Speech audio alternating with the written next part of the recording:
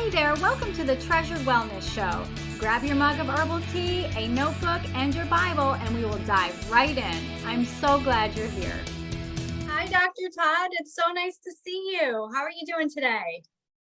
I'm good. I'm good. I'm up in northern Wisconsin. They're expecting 6 to 12 inches of snow, so I'm excited. I love it. Oh my word, that is awesome. I bet it is beautiful when it starts coming down. Do you just kind of hunker down in your house and just watch it, or do you get out and play? Yeah. I live on a lake, so it's pretty heaven-like, you know. I got a great dog, a great wife, and a great view. So, and as I said before, four and a half of my five kids are great. So there's Awesome. always something. That is great. Yes, you're living the dream. I love it. That's awesome. Well, I'm so happy to have you on the show and to share you with my listeners. It's just such an honor. I have learned so much from you over the short time that we've known each other. And I just really believe that God brought you into my life for a reason. And I'm just so honored that you agreed to do this interview with me. Um, I would love That's in, for you. that's intimidating, but thank you. Well, I mean every word. And I would love for you to really just kind of give us your backstory. What brought you into the field that you're in? What brought you to Shape Reclaimed to create that wonderful inflammation program? Just go ahead and just share your story if you don't mind. Yeah. So when I got into healthcare, by profession, I'm a chiropractor. Love my profession, didn't do much of it. I got into what they now call functional medicine. I don't really like that term. I like to call it restorative medicine because what we want to do is functional medicine sounds like math to me. Restorative medicine sounds like there's a real change that can occur. So I like to restore people back to a place they should have never left in the first place. So I started, just pretty classic chiropractic, and then most physicians are motivated by by their successes, and I get that. Except I never was. I was always motivated by my failures. Why didn't that patient respond? I did what I thought was right. So as I progressed in my career, I got very frustrated in the fact that I did a lot of testing, blood tests, X-rays, MRIs, CTs. I did advanced testing, all this different kind of things, and I found an interesting phenomenon in the fact that I had people come to me with just a myriad of symptoms, yet every test known to mankind was textbook midline normal.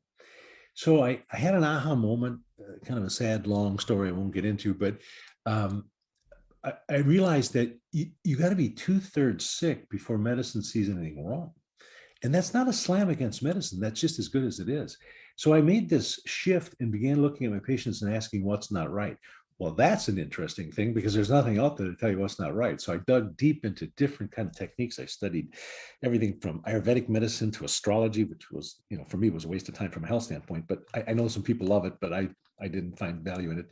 Um, I got into traditional Chinese medicine, got into facial diagnosis. I wrote a book on that. We'll talk about that another day. But again, it was my motivation was the patients that didn't respond, and I wanted to know why. So as I progressed in my career, I began more and more success in different areas and things that, and I would have such successes. I've said so many times, my successes are so much greater than my ability. And I just think there's a God factor that comes into play with all this kind of thing. It's an Old Testament thing, but it says if you keep your eye on the prize, God will order your steps. And I just feel my whole life has been ordered, and I honor that, and I hold that in great awe. It is a wonderful thing. But anyway, back to Shape Reclaimed. So now have a very successful career, and my beautiful wife comes to me and she slams me against the wall, and I thought, well, this is going to end good. And she said, you help everybody, but you're not helping me. And I go, well, fine, but there's nothing wrong. She's very healthy, very health conscious. Well, she entered menopause and started gaining weight. And and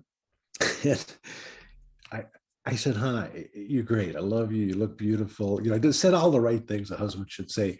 it didn't matter for this intelligent woman. It came down to how those blue jeans fit, and I go, Linda, come on, and she's, no, you help everybody. So now I had to look at something I had disdain for, which is diets. I built Shape on two premises. Number one, all diets fail, because all diets fail. Number two, it can't be metabolic. There are, thyroid could be a little bit involved there. That's metabolic, but for the most part, it's got to be something different. And in my research, I dug in and asked, now, why do all diets fail? Well, all diets fail because the brain gets a message that it's starving. And that was the lightning rod that just hit me. It was like the lightning bolt that hit me, I should say. And I realized, wow, that is it. The problem, it's a brain problem. So I built this program. I use very healthy foods and very anti-inflammatory diet. And I built a remedy, which is what the Shape Reclaim drops are all about. It's a nanomolecular, which is in the homeopathic world, and tried to support all the things that go wrong in the body. And it was magical. And it was built as a weight loss program. Linda lost 35, 40 pounds. I don't remember what it was. It was beautiful woman, and now she's a stunningly beautiful woman. And at age 65, it's kind of cool because there tends to be a diminishing in that that look as we age. Every time I look in a mirror, I have this feeling rammed into my head. But she really did great. And so this program was built as a weight loss program, which went against my core value. And then all the miracles started happening. We saw just inflammation plummet in the body. We saw immune system strengthen. We saw cholesterol plummet. We saw blood sugar plummet. My success with type 2 diabetes has virtually been 100%. If they do this program, I crushed it. It was just remarkable. And I'm going, God, you are good, because again, I ain't this smart. So what happened was we took this and it became a lifestyle modification program that happened to be anti-inflammatory, immunoenhancing, a mild detox, and the side effect was weight loss. What a wonderful side effect. Now, I realized patients came to me, and they wanted to lose weight. And my standard line, I'm here to do your weight loss program. And I say, well, I don't have one. And they go, well, my friend lost 60 pounds. I said, no, your friend did a wellness program that happened to include something, and she happened to shed some toxic weight. Whatever, doc, whatever. I want to do that. I go, so it's the greatest bait and switch in the history of medicine, because I got them to get healthier. People say, I need to lose weight to get healthier. I go, well, time out right now. We got to reframe that. You got to get healthy so you can lose weight. And that is the key. And we realized the brain is the key, and how it communicates with the rest of the body. And we knew that all diets fail because of starvation. So we use a simple urine analysis. It's called Diascreen 10. It's 10 different tests, 5 of which indicate starvation. So if you start 10 people on our Shape Reclaim program, in 3 weeks, you're going to have 10 different programs. Now, most doctors hate that because everybody has to fit in their little slot. Well, this makes you think. And I have always taught, and I do more teaching now than anything, the theory of bioindividuality. Everyone needs to be looked at in a unique way, because everyone is in fact unique. So this forces the physician or the practitioner to look at each person with this bioindividuality. Whoa, that was a long answer for a short question. No, I love it. And I'm getting so excited as I'm listening to you talk, because that's how I feel too about bioindividuality specific. We are all created differently, and we are created. And so therefore our creator knew exactly what he was doing for us. And so we need to find out what works for us, not what works for our best friend, not what works for our neighbor, but we have to find what works for us. And I absolutely cannot stand diets. I never have been a fan of diets. And it's exactly what you just said, like diets fail, and why. We need to find out why we're having the issues, the symptoms that we're having, and we need to get to the root cause. So I loved that long answer. It was long. I'll give it that. Yeah. So how long have you been doing Shape? Like when you founded that, like when was that? Let's see, April, it'll be 11 or 12 years this coming April. So it's been around a long time. Um, it has lasted because it is of great value. Anything of any importance is not going to be easy. What in life that you've accomplished that is of great value was easy? Nothing. If it's easy, it's not of any value.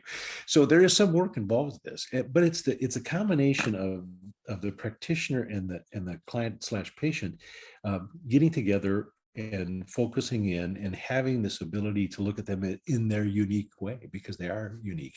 The Bible says we're fearfully and wonderfully made. Thank goodness for that, because we're built the last 120 years. If we were built the last 80 years, we'd all die at 40. So, this is kind of good that we can die at 80 instead of 80 plus instead of 40, because we are fearfully and wonderfully made. And if you tap into that energy, it really makes a difference, and people feel your energy. I teach many of my practitioners something I call the faith circuit, and how this works is you have to have faith in what you do, and the only way you get and maintain that is you must continue to learn. I never don't have a book in front of me that is going to teach me something, and I've done this for 4+ decades. Now, when you put your effort into gaining this knowledge, when someone comes into you for help, they're going to pick that up and they're going to have faith in you, and that faith circuit connection has great healing potential. I had successes in things. People would come in front of me, patients, they would give this litany of things going on, and I'm thinking in my head, I'm being very professional because I am a doctor, but I'm thinking, what are you doing in my office? This is so above my pay grade. And then I just take a breath. All right, let's just fix what we find. And we had a conversation before we recorded this, and we talked about vitamins and supplementation, and back to this bioindividuality. So one of the questions that I always ask patients is, what's the most important supplement? And they would say something like, "Oh, it's vitamin C because it's an antioxidant, all this kind of stuff." And I said, "Well, but I think fish oil is pretty important." They go, "Yeah, well, it is." And then I would say, "What's the most important? What do you think is the most important one?" They go, "I don't know." "Well, I'm going to tell you. Here's the most important supplement. It's the one you're missing." And they would people would just go, "Oh my goodness, this person thinks differently." Or I could say, what do you think is the most important part of your car? They go, I guess it's the engine." I said, "Yeah, that's important, but how about a steering wheel?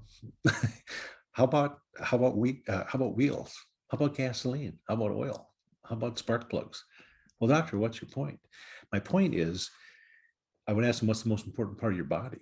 And they'd say, "Well, I guess it's the heart, it's your digestion." And my point is, everything's important.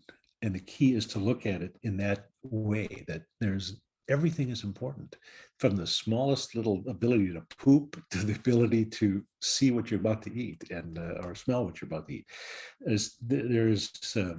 Everything is important, and to get a practitioner that thinks that way can be a magical event. Yeah, and you just reminded me of that verse too, and I have no idea what it is, but I'm gonna have to go back and look it up. But where it's talking about, I think it's Paul, but all members of the body, they all are connected. They all have a purpose, and just like all of us as members of the body of Christ, we all have a purpose, and it's the same physically, mentally, in us as humans. Our body parts all have a purpose. You don't go just to the neurologist because you have a headache and then you just treat just the headache. You're just treating that pain. That was my story with my daughter. And 3 years later, we finally got a diagnosis, and it was not from that neurologist. It was from an herbalist. So, it was not her head. It was actually her gut. It was actually her food sensitivities. It was actually parasites that she had in her body. And it took 3 years before, we were able to get any real direction and any answers. And again, I was told it's not her food. It's not what she's eating. It's not her stomach. Nobody understood that. And we were seeing top doctors that our insurance would cover, and they were not getting the whole picture. That is what fueled my fire for integrative, functional, holistic, just really getting to the root cause of what the problem is. You know, excuse me, I teach a lot. And I had a mentor, just a wonderful man, Richard Yenny. He was a doctor in Kansas City. He was my acupuncture trainer and traditional Chinese medicine. But he once said that there are three phases we go through in life. And again, I mostly lecture to doctors and practitioners, but he said there are three phases. He called them the three S's. The first is survival. So as practitioners, the first thing we have to do is we have to survive. And I get that. But if you have enough of the faith circle and that kind of stuff, you eventually become very successful. And as he's talking about this, I remember he said three S's. And I go, well, I get survival, but what's better than success? Come on. Well, you know, being in practice, I met many people that are very successful that weren't even close to being happy. But the third S is significance. And I want to be significant. I survived. I was very successful, but I like being significant. I like changing people's lives, and obviously for the better. So this significance is what really motivates me. I want to make a difference in all things. I pray daily for the Holy Spirit to guide my thoughts, my words, and my actions. I go to bed with that prayer and I wake up with that prayer. I do it every day.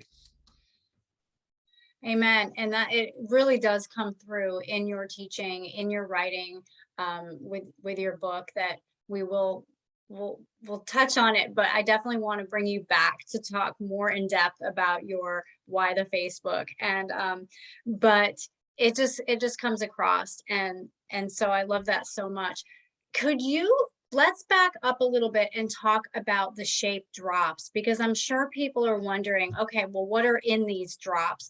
Can you kind of go into the details of the ingredients, but what they all do?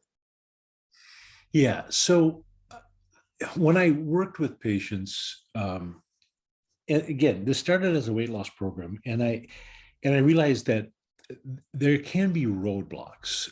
One roadblock could be food sensitivities, leaky gut, hyperpermeability, whatever you want to call it. Other people could have problems with liver. Other people could have weight problems because they're retaining fluid. So we know there's a kidney issue going on. Sometimes it's an emotional thing. So I tried to cover all the bases, but remember, this whole thing starts with the brain. And it starts with a part of the brain called the limbic system, which is in the middle of your brain. It contains your pituitary gland. It's a fascinating system. If you study it, it's immensely, well, I find it immensely entertaining to study it. Most people probably wouldn't. But the whole premise started with all that's failed because the brain gets a message it's starving. So when it gets that message, and let's use the Atkins diet as a classic example. The Atkins diet wanted you in large ketosis because ketones in your urine mean you're burning fat. So large ketosis means you're burning a lot of fat.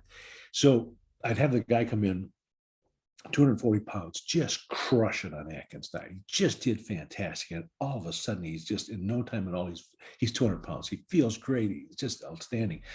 And then he eats a piece of bread.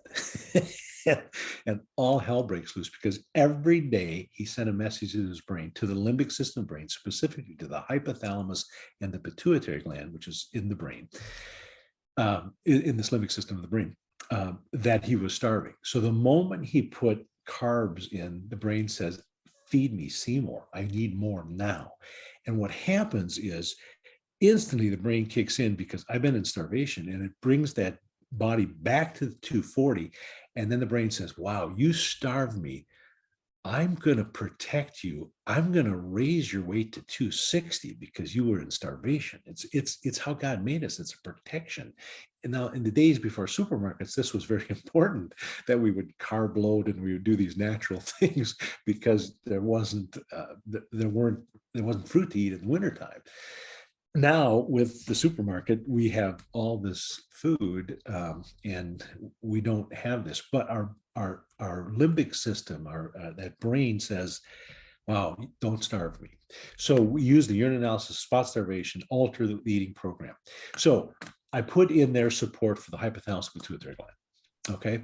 Then I put in things for appetite suppressing, different things that we use, different nutrients. I put in support for the liver and gallbladder, like lycopodium and chelidonian magus. They're different herbal preparations. For emotional support, one of the things I noticed, and I'm not trying to be sexist here, but women that have weight issues, oftentimes they've been abused verbally, sometimes sexually abused, and they put on a coat of armor, fat, in order to never have that. No one will ever look at them and say anything to them because they've been abused. So I put a Bach flower remedy called oak, which will remove that coat of armor. That is a very difficult weight to lose, the weight that's put on from emotional protection, that coat of armor. So I didn't let any stone unturned. I tried to cover all the bases. So there's lots in there, and it would take a couple hours to go through each one and why I put everything in there. I just wanted to cover as many bases as I could.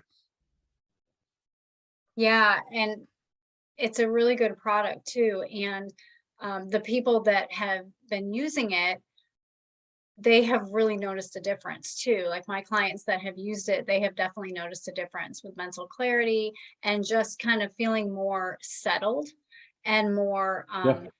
balanced, I should say. So yeah, it's a really good product. What would you say you have mood support.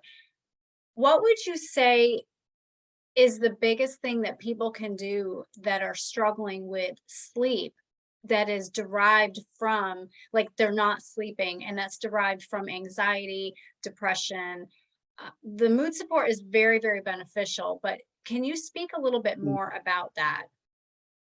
Yeah. So sleep is an interesting thing. You can have disordered sleep or you can have a sleep disorder. There's a huge difference in that. Disordered sleep, there's a lot of mechanical things you can do to kind of support that.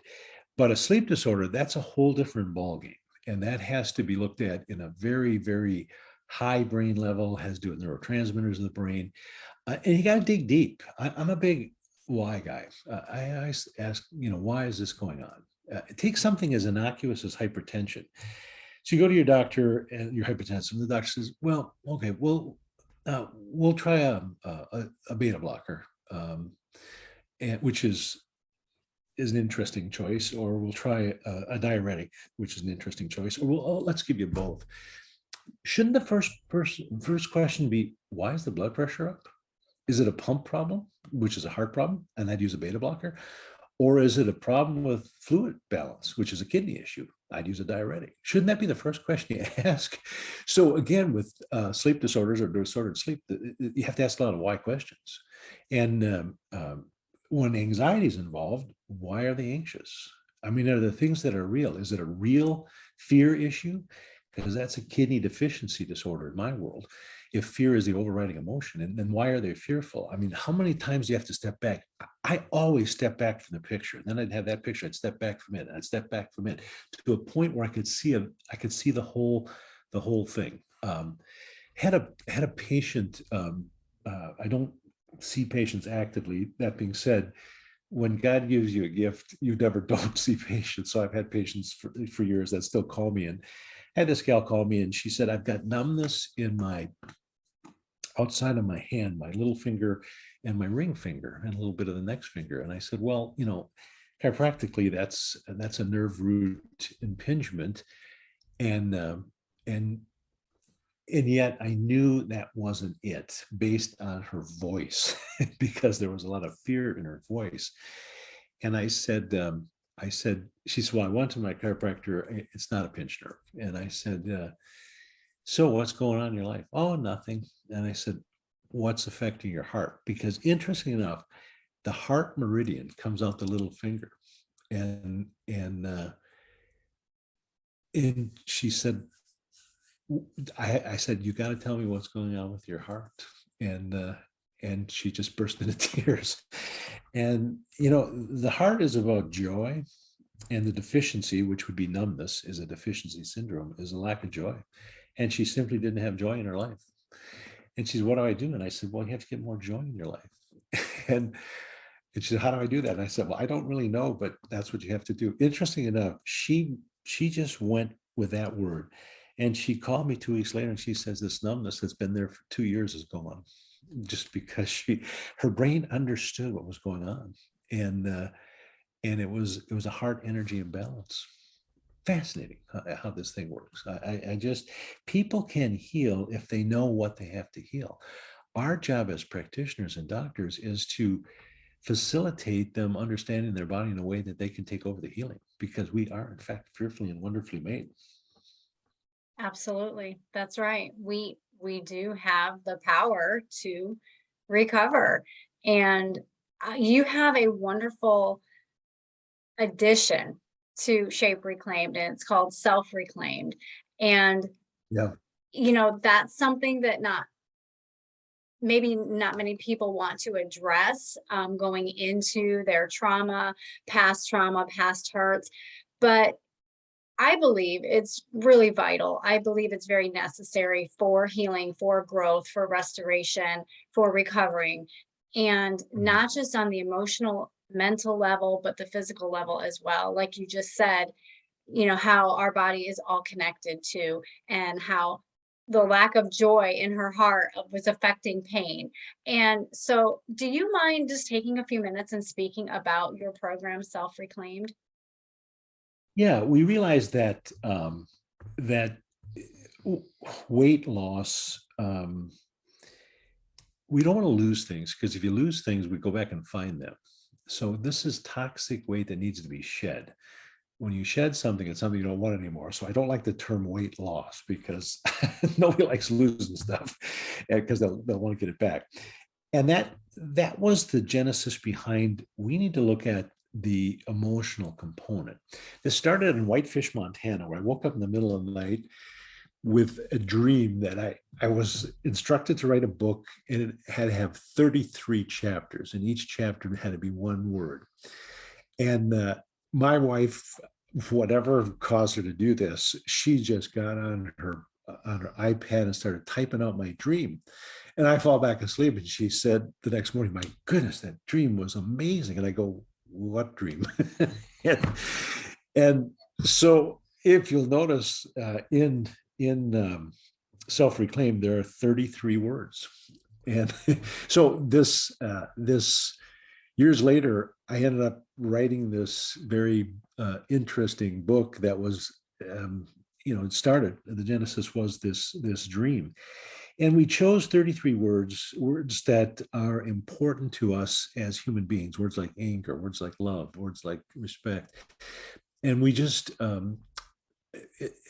bibliotherapy is important, books are important, and we give you lots of books to read, but it's all about, the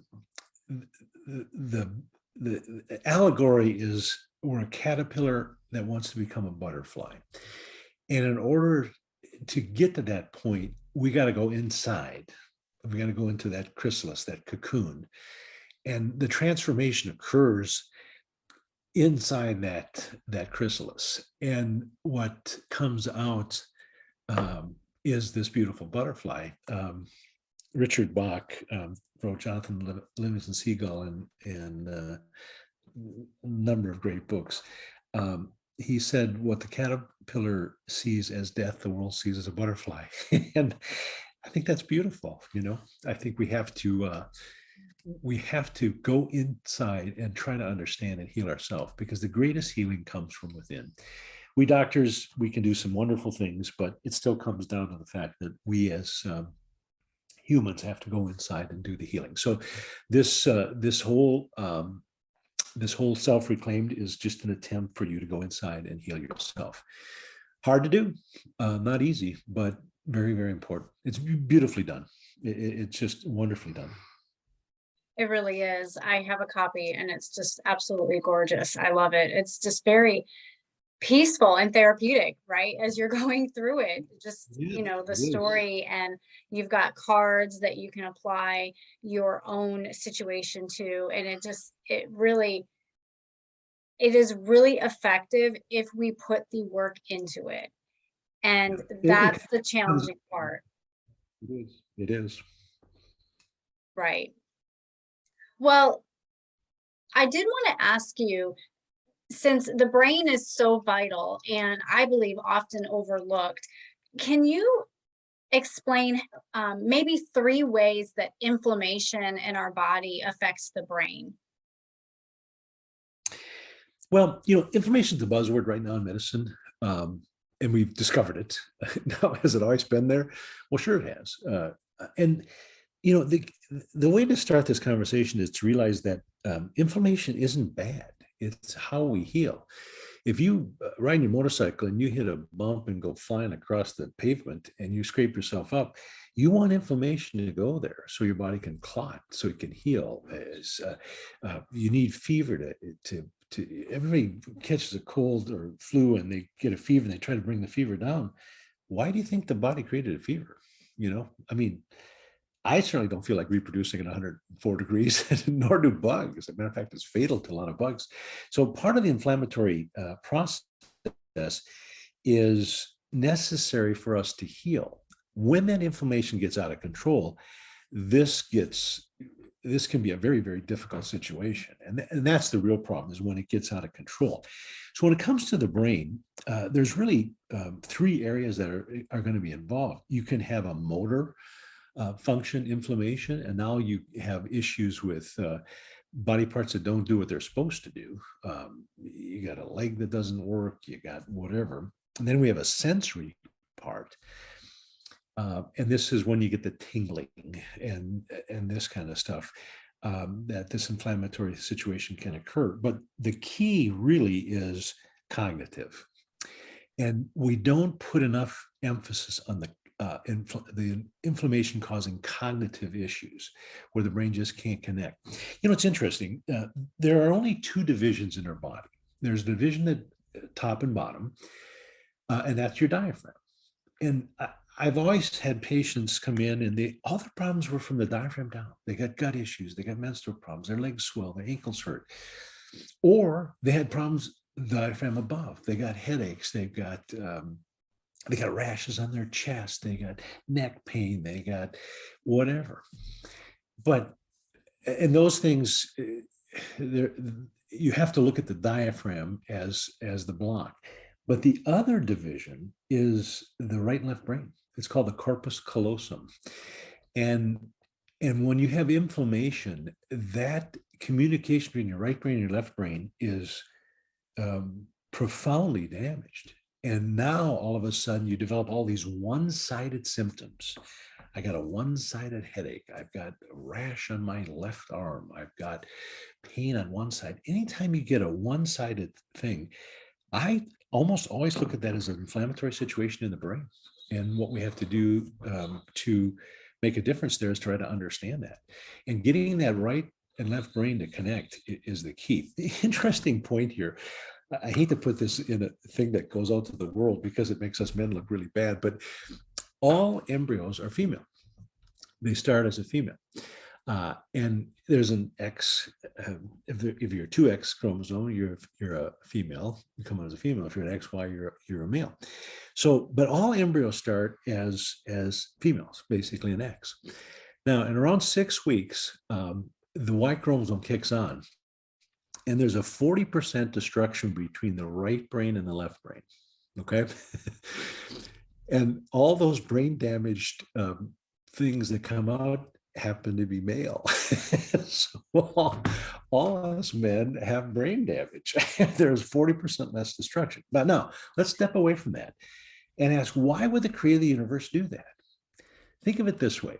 Colonial times, you're sitting on the porch with your spouse and your 2 children, and the mother says, "Isn't that deer beautiful?" And the kids say, "Oh, Mom, that deer is just beautiful." And the guy's looking at it and says, "It's beautiful, but I got to kill it because we need the food." The male brain has to be different. It's not wrong. It's how our creator made us. There has to be a difference in the brain. And there's some wonderful books, The Female Brain, The Male Brain by Byzantine. I think that's her name. It's a fascinating read. But when my wife says, "I feel And I go, oh crap, I don't feel that way, and I'm never going to feel that way. But I know, dang it, she's right, because she has greater connection between the right brain and left brain. I've trained my brain to connect more. But when we have inflammation, it will affect our right left brain connection, and that's where it's very important. And this is where things like fish oil. Now, in fish oil, we have EPA, which is very cardioprotective, but there's another A, and it's called DHA. It's a different type of fish oil, and that's cognitively protective. And it also happens to be anti-inflammatory. So fish oil, that's a higher DHA to EPA ratio, is very, very good for brain inflammation. And it's just amazing. And this gets into a whole nother world. If I ever write another book, which I'm not going to do, but it will be called The Emotional Concussion. I believe we can concuss our brain with emotional trauma just as much as we slam our head on a concrete. This emotional trauma can create this inflammatory cascade in our brain, and our brain has a different system functioning, a different set of rules, a different immune system. It's totally different because it's so important to running the body. Is it the most important part of the car? No. Remember, what's the most important part of your car? The wheels, the gas, the motor. It's all important. So the brain does hold a little interesting. It rates a little higher on the list of importance in the body, even though it's all important. But I think the key is to just do what we can to observe the symptoms. Are they motor? Are they sensory? Are they cognitive? And then support them accordingly. If it's a motor issue, a sensory issue, you might look at B12. You may look at alpha lipoic acid. These are all things that are neuroprotective. Different oils. Most of your oils have a neuroprotective nature to them. And then there's natural anti-inflammatories. Curcumin is a really good one. But again, just you've got to step back, ask why and what's going on. Is it motor? Is it sensory? Is it cognitive? And then do your support from there.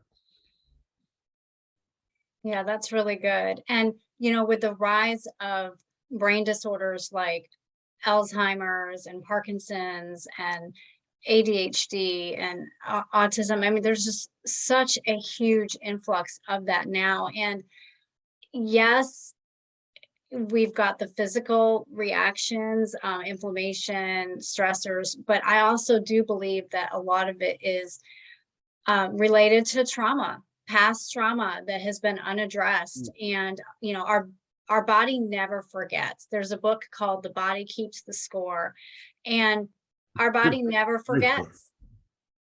No, it does not.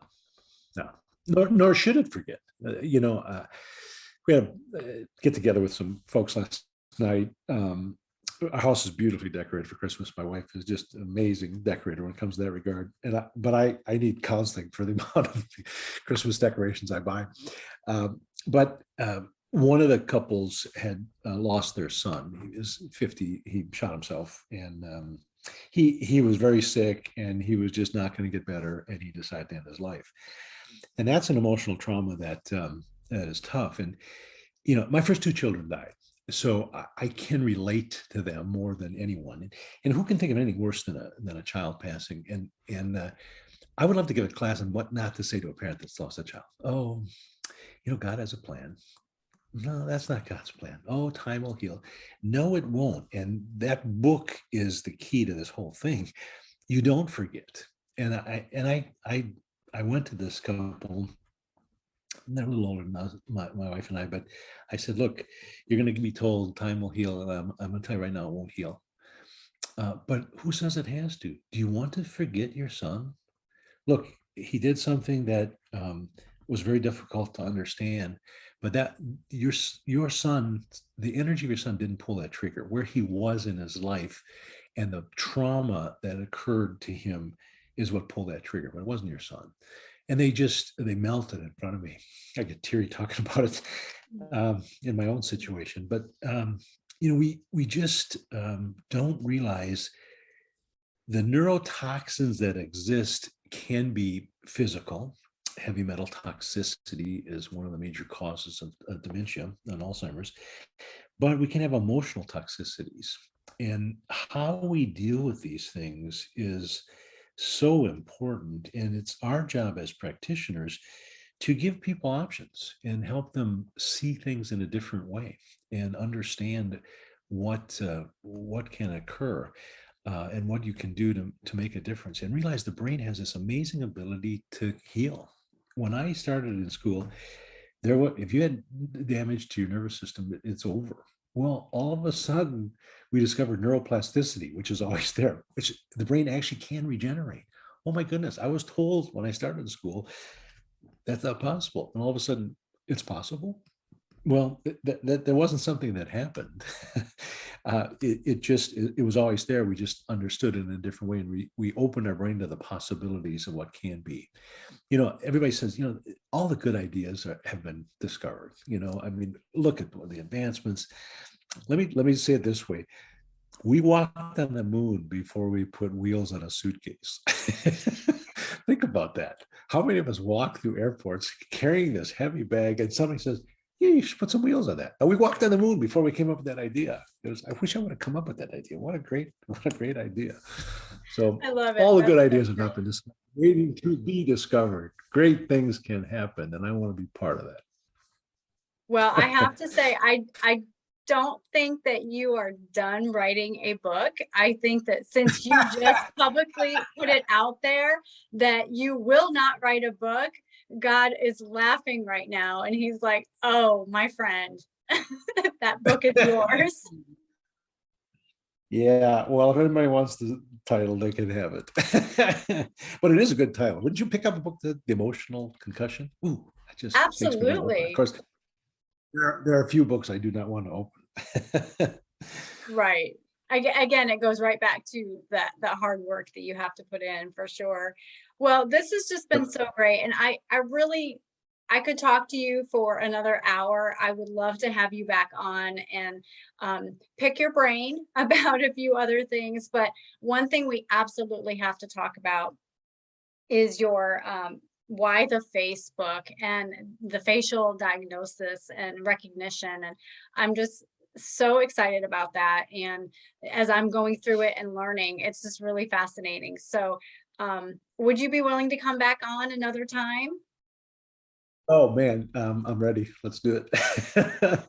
Happy to do it. It's a passion of mine and the key here, Michelle, is we all do facial diagnosis. When a child comes down in the morning and you look at them and say, "Don't you feel good today?" What did you see that morning you didn't see the morning before? So we all do it. My daughter and I wrote this book together, which was just a joyful thing to have your own child be part of the process. We just put legs to what, if you see this, it means this, and it's absolutely fascinating. Mhm. Well, yeah, it's really an awesome tool in our toolbox to further help other people in their health and finding that optimal health that is not one size fits all, but it's unique to them. So I love that. Well, before I let you go, I do have to ask you, put you in the hot seat a little bit. What is your favorite, what is your favorite decadent dessert? Oh my goodness. Well, here it is. And I have to tell you, Martha Stewart did call me and she wants me to go on her show, to teach my recipe for hot cocoa. So it normally I have to kill you to give this recipe, but I'm going to give it to you. So hot chocolate, you get this powdered stuff, this Swiss Miss. Well, send me to hell to drink that stuff. I mean, it's just awful. And then they got, put your Hershey syrup and some this, whatever. So here's the key. You must take, for every 3 bars of dark chocolate, you have to use 1 bar of milk chocolate and get the good stuff. Okay. Don't just get the good quality stuff. So you grind that up into as powdery as you can. We have this ninja thing and we grind it up. Then you got to use whole milk. None of this 2% skim milk kind of stuff. It's got to be whole milk. If you're going to be decadent, let's get it. So you melt the chocolate in a little bit of milk, and then I put a little bit of vanilla extract in it. But here is the magic: I put in maple syrup, And I'm telling you, it is to die for. So it's 4 tablespoons of this powder to 1 cup, and just a hint of maple syrup and a hint of vanilla extract. And I am world famous for this. And Martha Stewart's going to have me on her show and have me teach it. So there's your hot seat answer. How's that? It's perfect for this massive chocoholic that I am. That is perfect. I'm so excited. I am going to, when I make the grocery list, I will be adding those ingredients, the chocolate. I've been trying really hard to not have so much chocolate in my house because, it's a thing for me. And it's the dark chocolate. I love the dark chocolate. So I give myself some, every day sometimes. It just depends on the day, but I try not to have my gobs. Yeah, it is about how much. Dark chocolate's got a lot of chemicals in it, the phenols and those kind of things that are really good. Brain chemistry is enhanced by it. And look, food is part of who we are. We've got this war with food that, oh, fats are bad. Oh no, that's Pritikin. No, fats aren't bad. It's carbs that are bad. That's Atkins. Everybody's, this is bad. This is bad. No, none of it's bad. It's how much you eat of it. We are overfed and undernourished in this nation. And it's a matter of picking and choosing how you do this. I mean, I don't like the fact that my darn near 70-year-old body has a waistline that wasn't where it was when I was 18. I go, come on, come back. Well, that's probably not going to happen for me. So embrace the aging process, enjoy the foods in life, and just don't, just eat it in a way that's properly. People would ask me, what should I eat? And I would say, well, here's the key to what you should eat. Eat foods that can rot and spoil, and eat them before they do. It's that simple. That's what you do. And eat till you're full, and just realize, listen to your brain. And that's where we've disconnected with the neurotoxins that are out there, whether they're chemical or emotional toxins. We've poisoned our brain to the point where we can't even think right. And just look at what's going on in our society today. The amount of hate that exists and the toxic energy that's out there. This is not normal. This is anti-God, which makes me think that's part of what's out there. They don't want us to think of God. 1 in 5 churches has died with this epidemic, and that's the churches should have stood up and said, no, we are not going to close our doors. The God I serve is not fearful of a virus. I'm sorry. And if the pastor preaches he's, I'll find a different church. I am not fearful of a virus. I am fearfully and wonderfully made. I can handle anything. This damn virus I have no fear. You live by, I call it the 2 F's. You either live by faith or you live by fear. You make the choice. I'm going to live by faith. I will die with my faith. Amen. Intact. I'm right there with you. 100%. We weren't created to be in a fearful state. We just weren't, period. Nope. And that's all throughout the Bible, to be bold, to be brave, to be courageous. Absolutely. Yeah. Well, this has been such a pleasure. I have enjoyed every second of it. Thank you so much. I love what you do. I love how you have helped so many people. And, I know that you're retired / semi-retired. But, do you are you on social media or anything where anybody could find you? Yeah, drtoddfrisch.com. You can go to WhyTheFace, WTF.com, shapereclaim.com. I'm out there. I don't actively try to grow a practice. I did that. I saw a lot of people every day. I don't want to recreate that, but I don't want to not help people. I have been given a gift that you can't put it under a basket. The light's got to shine, and I will shine till my light goes out. Well, the world does need more of you. So I'm glad that you are still full of vigor and just excitement about your passion that you have for helping people. It's just wonderful. It's beautiful to see. And I've enjoyed learning from you, and I will continue to enjoy learning from you. So thank you so much. Can I end with one thing on how we could correct this problem in this world today? It's very simple. This is This is a problem about math. So everything has a vibrational rate. Everything has a vibrational hertz. And here's the interesting, the word love has a vibrational rate of 528. There are books written on this. There's a book called 528, very difficult book to read. I wouldn't get that one, but that's the vibrational rate of the word love. And I used a technique in my practice. It's called BEST, bioenergetic synchronization technique, that I literally put people into a state of 528. They didn't stay there because nobody can. God could, but we have a hard time with that. Now, here's the interesting, hate has a vibration rate of about 100.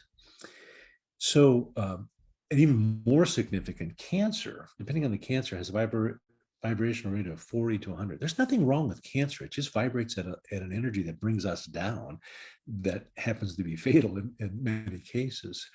So how do we correct the hate that is there? This is a math problem. We have to love. We knock out 5 haters by loving. It doesn't take many of us to change this world. And we just have to get to that tipping point, that critical mass.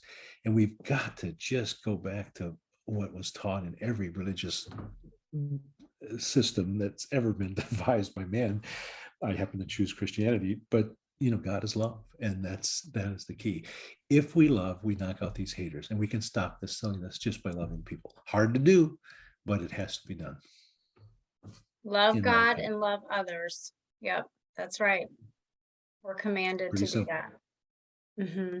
Yes, I agree. Well, thank you so much for coming on, and I look forward to having you back. I hope you enjoy the rest of your day and your week, and it's just been such a pleasure. Tell your beautiful wife I said hello, and we'll talk soon. Okay, bye-bye. Okay, bye-bye.